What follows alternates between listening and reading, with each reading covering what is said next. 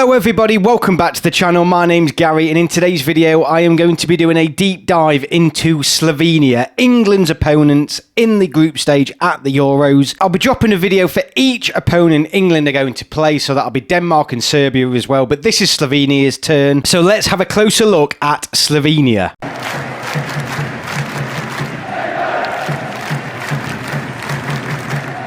So England have played Slovenia a total of 6 times, and that initially doesn't sound like a lot, but that is mainly because Slovenia, of course, were not an independent nation until 1992, because they were part of the former Yugoslavia. Slovenia have only qualified for the Euros once before in Euro 2000, and they were drawn in a group alongside Spain, Norway, and the FR Yugoslavia, which was a nation combining Serbia and Montenegro before their independence. They finished bottom of that group at Euro 2000, losing to Spain and drawing against the FR Yugoslavia and Norway, so they have never won a game at the Euros. England last played Slovenia in 2017, and some of you may remember Harry Kane scored a 94th minute winner at Wembley, and it secured England's qualification to the World Cup. And it has to be said, England were poor that night, and Slovenia arguably could have got a result. At the time, Slovenia were ranked 55th in the world. They're now 54th, so it's fair to say that they haven't necessarily progressed in the same way they would have liked, or in the way England have since that result. Interestingly, it was actually Gareth Southgate's first qualification campaign as England manager, and it was Southgate's 11th game in charge. The away fixture was actually Southgate's second game in charge in Slovenia, and England drew 0-0. So it's fair to say on the previous 2 occasions, England have actually really struggled to break Slovenia down. But that was, of course, 7 years ago, so a lot has changed since then, particularly in terms of the playing personnel